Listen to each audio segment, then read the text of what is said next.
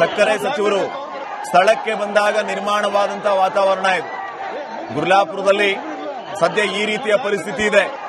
ಸಚಿವ ಶಿವಾನಂದ ಪಾಟೀಲ್ ಅವರು ಸ್ಥಳಕ್ಕೆ ಬಂದ ಸಂದರ್ಭದಲ್ಲಿ ರೈತರ ಆಕ್ರೋಶದ ಕಟ್ಟೆ ಒಡೆದಿದೆ.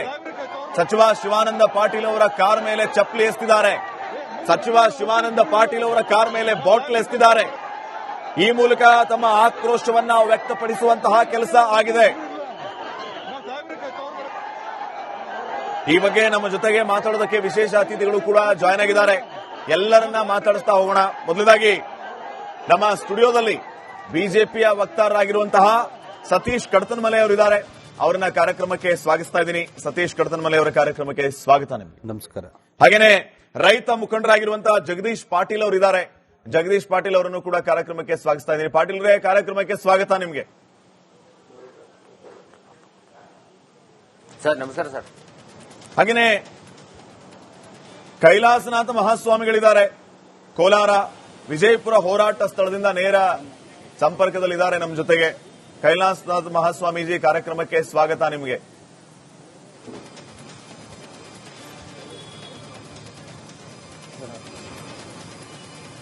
ಇನ್ನ ನಂದಿವೇರಿ ಮಠ ಕಪ್ಪತ್ಗುಡ್ಡ ಗದಗ್ ಶ್ರೀ ಶಿವಕುಮಾರ ಸ್ವಾಮೀಜಿ ಕೂಡ ನಮ್ಮ ಜೊತೆಗೆ ನೇರ ಸಂಪರ್ಕದಲ್ಲಿದ್ದಾರೆ. ಸ್ವಾಮೀಜಿಗಳೇ, ನಿಮಗೂ ಕೂಡ ಕಾರ್ಯಕ್ರಮಕ್ಕೆ ಸ್ವಾಗತ.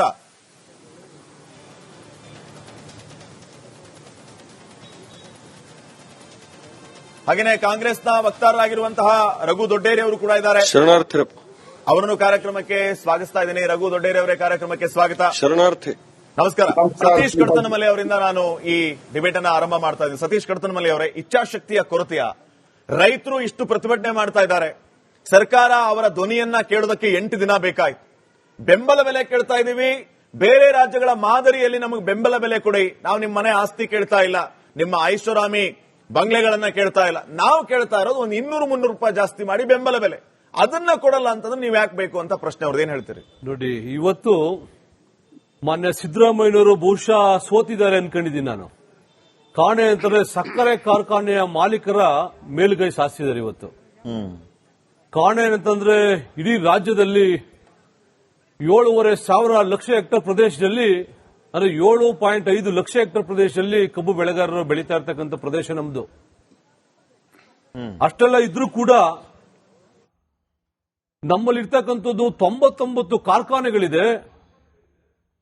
ಅದರಲ್ಲಿ ಹೆಚ್ಚು ಕಡಿಮೆ 79 ಕಾರ್ಖಾನೆಗಳು ಪ್ರಸ್ತುತ ಕಾರ್ಯನಿರ್ವಹಿಸ್ತಾ ಇರ್ತಕ್ಕಂಥದ್ದು.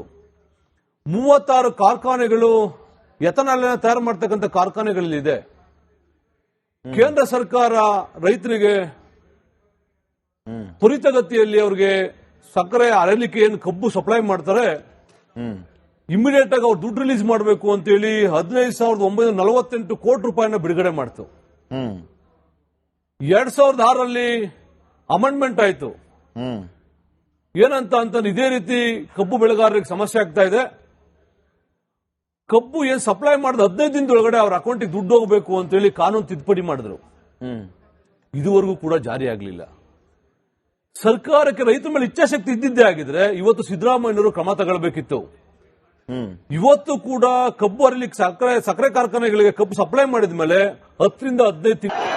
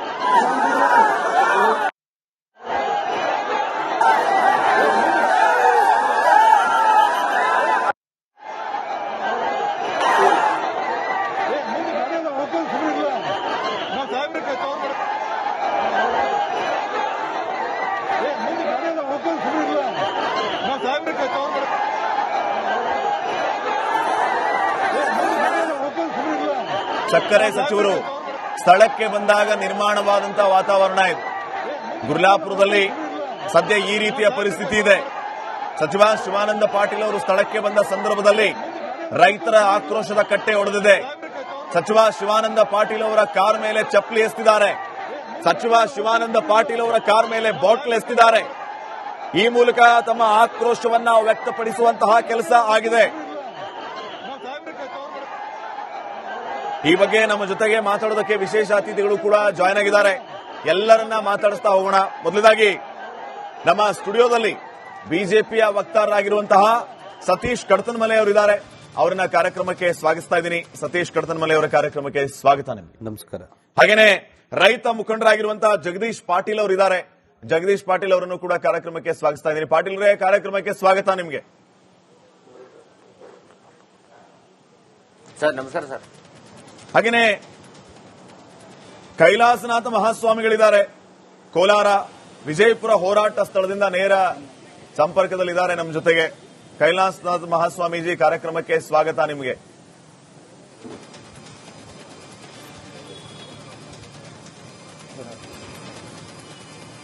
ಇನ್ನ ನಂದಿವೇರಿ ಮಠ ಕಪ್ಪತ್ಗುಡ್ಡ ಗದಗ್ ಶ್ರೀ ಶಿವಕುಮಾರ ಸ್ವಾಮೀಜಿ ಕೂಡ ನಮ್ಮ ಜೊತೆಗೆ ನೇರ ಸಂಪರ್ಕದಲ್ಲಿದ್ದಾರೆ. ಸ್ವಾಮೀಜಿಗಳೇ, ನಿಮಗೂ ಕೂಡ ಕಾರ್ಯಕ್ರಮಕ್ಕೆ ಸ್ವಾಗತ.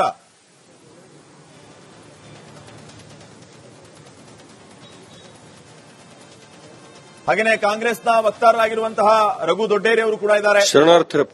ಅವರನ್ನು ಕಾರ್ಯಕ್ರಮಕ್ಕೆ ಸ್ವಾಗತಿಸ್ತಾ ಇದ್ದೀನಿ. ರಘು ದೊಡ್ಡೇರಿ ಅವರೇ, ಕಾರ್ಯಕ್ರಮಕ್ಕೆ ಸ್ವಾಗತ. ಶರಣಾರ್ಥಿ. ನಮಸ್ಕಾರ. ಸತೀಶ್ ಕಡತನಮಲೆ ಅವರಿಂದ ನಾನು ಈ ಡಿಬೇಟ್ ಅನ್ನ ಆರಂಭ ಮಾಡ್ತಾ ಇದ್ದೀನಿ. ಸತೀಶ್ ಕಡತನಮಲೆ ಅವರೇ, ಇಚ್ಛಾಶಕ್ತಿಯ ಕೊರತೆಯ ರೈತರು ಇಷ್ಟು ಪ್ರತಿಭಟನೆ ಮಾಡ್ತಾ ಇದ್ದಾರೆ. ಸರ್ಕಾರ ಅವರ ಧ್ವನಿಯನ್ನ ಕೇಳೋದಕ್ಕೆ 8 ದಿನ ಬೇಕಾಯ್ತು. ಬೆಂಬಲ ಬೆಲೆ ಕೇಳ್ತಾ ಇದೀವಿ. ಬೇರೆ ರಾಜ್ಯಗಳ ಮಾದರಿಯಲ್ಲಿ ನಮಗೆ ಬೆಂಬಲ ಬೆಲೆ ಕೊಡಿ. ನಾವು ನಿಮ್ಮ ಮನೆ ಆಸ್ತಿ ಕೇಳ್ತಾ ಇಲ್ಲ, ನಿಮ್ಮ ಐಷಾರಾಮಿ ಬಂಗ್ಲೆಗಳನ್ನ ಕೇಳ್ತಾ ಇಲ್ಲ. ನಾವು ಕೇಳ್ತಾ ಇರೋದು ಒಂದು 200-300 ರೂಪಾಯಿ ಜಾಸ್ತಿ ಮಾಡಿ ಬೆಂಬಲ ಬೆಲೆ. ಅದನ್ನ ಕೊಡಲ್ಲ ಅಂತಂದ್ರೆ ನೀವ್ ಯಾಕೆ ಬೇಕು ಅಂತ ಪ್ರಶ್ನೆ. ಅವ್ರದ್ದು ಏನ್ ಹೇಳ್ತೀರಿ? ನೋಡಿ, ಇವತ್ತು ಮಾನ್ಯ ಸಿದ್ದರಾಮಯ್ಯನವರು ಬಹುಶಃ ಸೋತಿದ್ದಾರೆ ಅನ್ಕೊಂಡಿದ್ದೀನಿ ನಾನು. ಕಾರಣ ಅಂತಂದ್ರೆ ಸಕ್ಕರೆ ಕಾರ್ಖಾನೆಯ ಮಾಲೀಕರ ಮೇಲುಗೈ ಸಾಧಿಸಿದ್ದಾರೆ ಇವತ್ತು.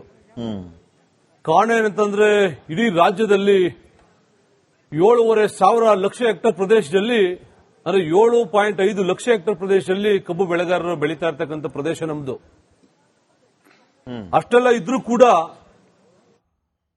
ನಮ್ಮಲ್ಲಿ ಇರ್ತಕ್ಕಂಥದ್ದು 99 ಕಾರ್ಖಾನೆಗಳಿದೆ. ಅದರಲ್ಲಿ ಹೆಚ್ಚು ಕಡಿಮೆ 79 ಕಾರ್ಖಾನೆಗಳು ಪ್ರಸ್ತುತ ಕಾರ್ಯನಿರ್ವಹಿಸ್ತಾ ಇರ್ತಕ್ಕಂಥದ್ದು. 36 ಕಾರ್ಖಾನೆಗಳು ಎಥನಾಲ್ ತಯಾರು ಮಾಡ್ತಕ್ಕಂಥ ಕಾರ್ಖಾನೆಗಳಲ್ಲಿದೆ. ಕೇಂದ್ರ ಸರ್ಕಾರ ರೈತರಿಗೆ ತ್ವರಿತಗತಿಯಲ್ಲಿ ಅವರಿಗೆ ಸಕ್ಕರೆ ಅರಳಿಕೆ ಏನು ಕಬ್ಬು ಸಪ್ಲೈ ಮಾಡ್ತಾರೆ, ಇಮಿಡಿಯೇಟ್ ಆಗಿ ಅವ್ರು ದುಡ್ಡು ರಿಲೀಸ್ ಮಾಡಬೇಕು ಅಂತೇಳಿ 15,948 ಕೋಟಿ ರೂಪಾಯಿನ ಬಿಡುಗಡೆ ಮಾಡ್ತು. 2006ರಲ್ಲಿ ಅಮೆಂಡ್ಮೆಂಟ್ ಆಯ್ತು. ಏನಂತ ಅಂತಂದ್ರೆ ಇದೇ ರೀತಿ ಕಬ್ಬು ಬೆಳೆಗಾರರಿಗೆ ಸಮಸ್ಯೆ ಆಗ್ತಾ ಇದೆ. ಕಬ್ಬು ಏನ್ ಸಪ್ಲೈ ಮಾಡಿದ 15 ದಿನದೊಳಗಡೆ ಅವ್ರ ಅಕೌಂಟಿಗೆ ದುಡ್ಡು ಹೋಗಬೇಕು ಅಂತೇಳಿ ಕಾನೂನು ತಿದ್ದುಪಡಿ ಮಾಡಿದ್ರು. ಇದುವರೆಗೂ ಕೂಡ ಜಾರಿ ಆಗಲಿಲ್ಲ. ಸರ್ಕಾರಕ್ಕೆ ರೈತರ ಮೇಲೆ ಇಚ್ಛಾಶಕ್ತಿ ಇದ್ದಿದ್ದೇ ಆಗಿದ್ರೆ ಇವತ್ತು ಸಿದ್ದರಾಮಯ್ಯನವರು ಕ್ರಮ ತಗೊಳ್ಬೇಕಿತ್ತು.